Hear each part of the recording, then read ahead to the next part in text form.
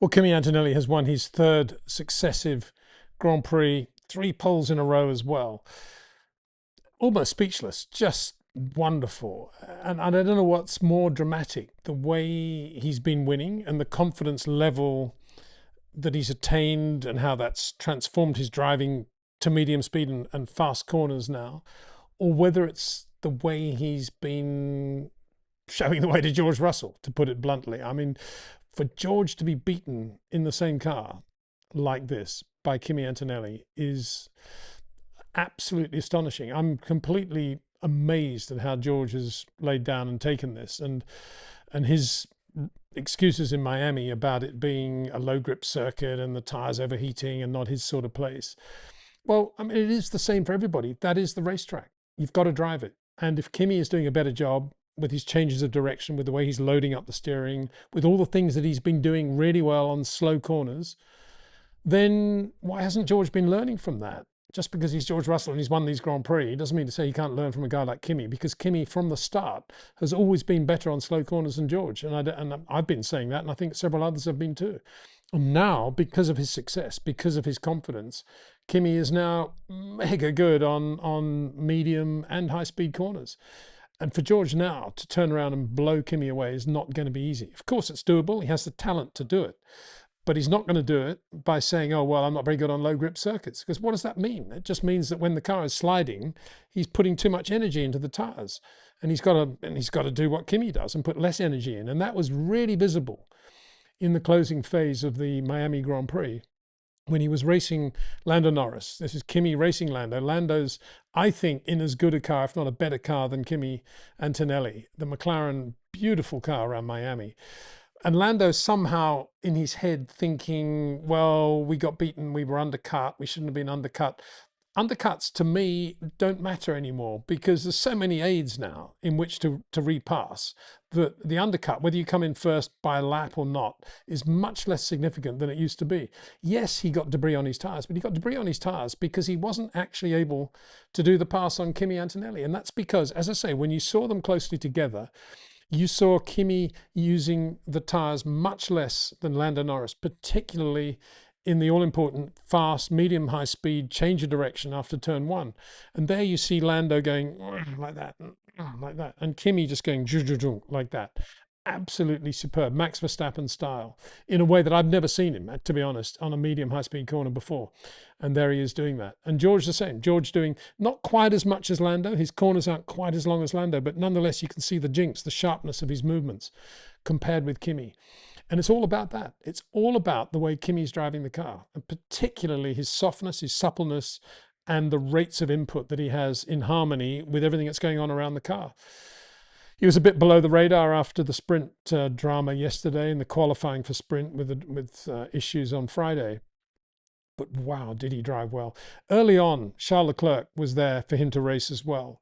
And it was close and it was good. And Charles was very, very quick in those early stages, but it was almost to the point of being too quick. You could sense straight away that Charles was going to be losing his tires. And that's, of course, what happened. The Ferrari much harder on its tires than the McLaren or the Mercedes, which is why I say the McLaren was a very good car in Miami. Anyway, let's not get too far ahead of ourselves, because we were saying before the start of the race that you've got two of the slowest starters in Formula One, 2026 style, on the front row. Kimi Antonelli has not made a lot of great starts this year. Max Verstappen, who's made no great starts this year, on the front row. And sure enough, they both made slow starts. And sure enough, it was Charles Leclerc that came bursting through and down the middle. But this time, unlike Max yesterday, when everybody was racing him hard, it kind of fell away. It fell away very quickly with Kimi.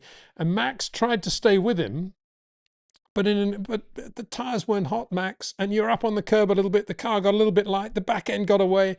It disappeared out of camera, but you knew it was going to be a spin. And the question was anybody going to hit him, or was he going to hit anything? And of course, this is Max Verstappen. This is Max Verstappen in the Red Bull 2026, a 360 in the middle of the pack, and he continues in whatever it was, P15 or something like that. If nothing else, that was the moment of the Miami Grand Prix that many people will take home. And not much more needed to happen, really. I mean, there was the threat of rain. The race was brought forward 2 hours. There was the threat of rain. The rain barely happened. There were a few drops at one stage, but that was it. So forget the rain. But what there was, though, was a safety car at about lap 18. And there Max is carving his way through the field. And the logical thing then was to bring Max in, put him on the hard, and see if he could get, obviously, track position by doing a good job on the hard tyre. Now, as we now know, Max says that the car didn't feel as good on the hard as it did on the medium. Well, that's pretty standard. I mean, it is a harder tyre, so it wouldn't probably feel as good. But he did do the rest of the race on the hard tyre, and he did make it last. So that was point one, very good. There was a threat of rain, and it didn't rain. But much more importantly, I think for the fans, Max scythed his way through the field, passing cars with abandon, and did a pass on Charles around the outside of the very, very quick turn 4, turn 5 sequence, when it's really quick, just around the outside of Charles Leclerc, when his tyres were going off on the Red Bull. Charles had already got him in the run into turn 1, then Max repassed him on the outside. Charles eventually got ahead of him. But let's finish that little paragraph though, because then Charles' race fell apart. He probably wouldn't have been third, but the tyres were going away, everything was in trouble. But he lost it too on that section, and damaged the left front as he did a 360. It wasn't quite as elegant a 360 as Max's, and he did touch the barrier, damaged the front a little bit, and then ran wide as a result, and then lost places to everybody, including Max, in the last corner of the race. So for Charles Leclerc, he stayed out there as long as he could. He used the hard tyres more than, say, Max did, certainly more than the McLarens did. And eventually he finished 6th with Lewis Hamilton, a desultory 7th. So a very disappointing day for Ferrari. But Charles, spectacular, and just like Max, just amazing to watch, particularly when he was out there in the front dicing with Kimi at the front of the race. Really, really good under braking. Well, let's talk about why we had those safety cars, by the way. They both happened on the same lap. One of them was Isaac Hadjar going off on his own. Isaac Hadjar had started from the back of the grid because there'd been a floor infringement in Parc Fermé. It was too wide by 2 millimeters either side. So he started from the back. He was effectively disqualified, but then they allowed him to start. And they did an engine change as well, just to be sure. So he started from the pit lane, and he was carving his way through the field, but he's in the traffic and all the rest of it. And then he's on hard tyres, admittedly, and he just hit a curb too much on the tight little bit there, left, right, and careened into the barrier on the left, destroyed the car, and took a while to get out of the car because there was a lot of helmet bashing with the old fists and presumably some tears. And emotional guy that he is, that was it. But not a great day for Isaac Hadjar. And it's surprising. You'd imagine that sort of emotion as possibly since he's joined the Red Bull A team would have been sort of, coaxed out of him a bit. But that was an indication that he's still basically the same Isaac, which is maybe a good thing, because he is an emotional sort of Charles Leclerc type driver in that sense. And then the other one was at the end of the long back straight, near the end of the lap, it was a nice pass by Pierre Gasly on Liam Lawson, which was basically one of these, pass, overtake, button, boost things. And he gets past him, and then Lawson just goes straight into the side of him, biffs him up into the air. He rolls over and ends up the right way up, but up on the tyre wall. So it's quite spectacular. Nobody hurt, thankfully.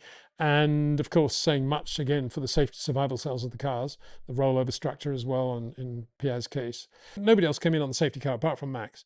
But they did all come in at the end of their runs on the medium. And Lando's point is that Mercedes gazumped him and came in a lap earlier than he did, and therefore he came out behind Kimi Antonelli. But because Kimi did such a good job, made no mistakes really, unbelievably consistent, looked after his tyres in a way obviously that George wasn't, and to the point where Kimi at one point of the race was over 30 seconds ahead of George Russell, 36 seconds ahead of George Russell in the same car.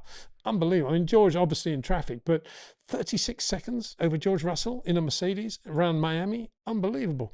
But on clean air, admittedly, but having to pass a few back markers, Kimi, no mistakes, pinpoint sharp under braking, had a few problems with the gear shift, shrugged them off, and Lando got within the statutory half second, but still could do nothing about it. Kimi was absolutely perfect, unruffled. And that's where, Lando, I think, then cooked his tyres a bit because he was using the tyres more edgy, more spiky with the inputs. And that's where he didn't win that race. Kimi, just as Kimi has out-Georged George at Mercedes by being so good with his steering inputs, so he won the race today against Lando Norris. Oscar Piastri was third in the end, sort of beaten by Lando. Lando's still nonetheless A little bit softer with his inputs, slightly longer corners than Oscar, but everything, Oscar's still quite spiky. Today was anyway.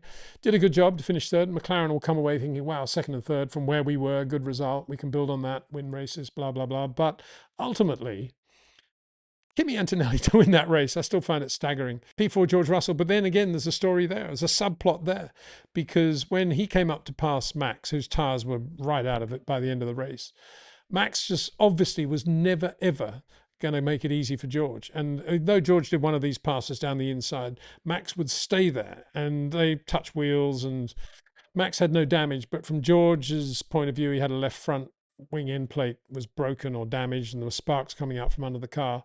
And then there was the whole Charles Leclerc thing of he's got a damaged front suspension and he passed Charles and then Max passed Charles. And Max was very near to repassing George as the checkered flag came out. One more lap and he would have beaten George. Max would have been fourth.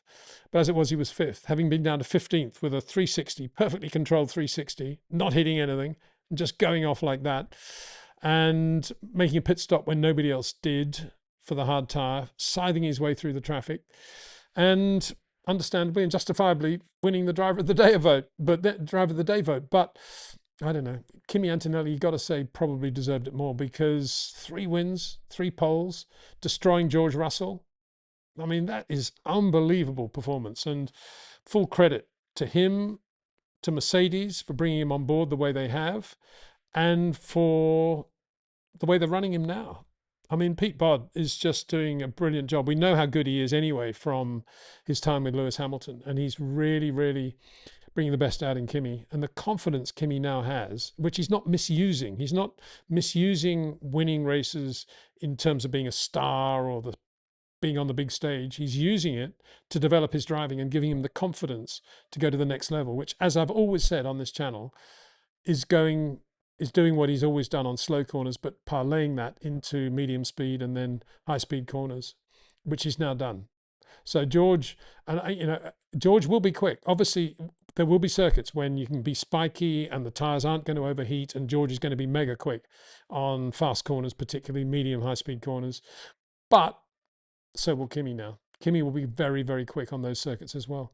So, Canadian Grand Prix, Kimi will be very good around turn 1 into turn 2. He'll be good on traction out of 2. He'll be very good through that.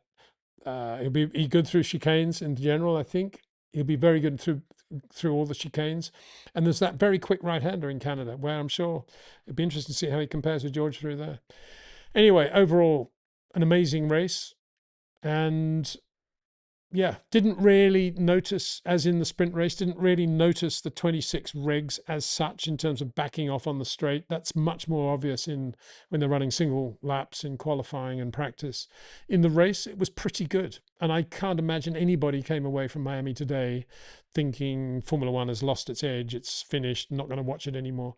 This was really good. Good start. I mean, what an amazing first lap, amazing first corner.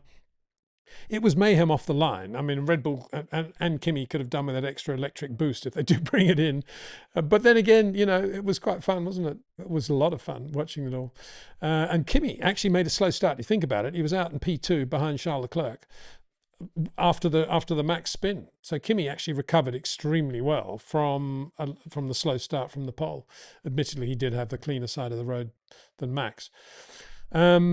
So yeah, I think the new mods they've made to Formula One are working, and they'll look pretty good from here on in, and the racing will be good. We have heard, of course, that the next engine formula, they say, the FIA, is going to be minimal electric back to V8s. Roll that on, which is basically saying, yeah, we kind of think we've missed the boat here, and we've gone over the top. We're going to have to go back a bit, but yeah, okay. No point in continuing to beat that drum.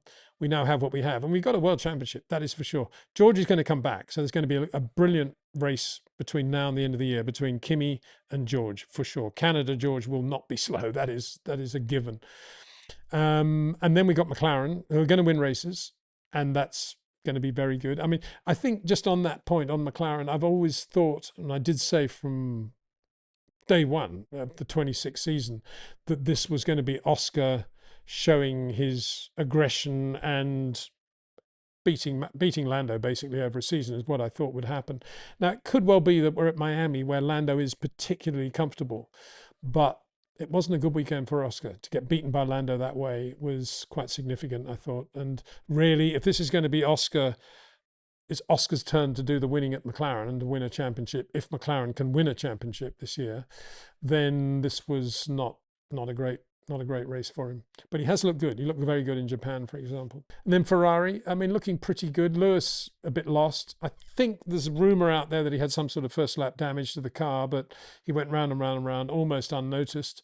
And Charles had a spectacular race, as ever. Didn't quite work out on this occasion. But one thing that emerged from this, I think, is that Ferrari do use their tyres, still use their tyres harder than McLaren or Mercedes, as I said earlier. And then finally, Red Bull are back. Almost, kind of. Not 100%. Max had a lot of understeer in the back end of the stint, but then he would do on those old hards. But he was quick. He was quick, and he's Max Verstappen still. And he did some amazing things, and the car was reliable. And you'd imagine things are only going to get better now for them. You would imagine. So be fascinating to see how he goes in Canada now as well. So there we are. Miami Grand Prix. What a race. What a race. 3 wins, 3 poles for Kimi Antonelli. Almost hard to believe, but it happened. It happened in Miami that he won his 3rd. Good luck to him. Excellent performance.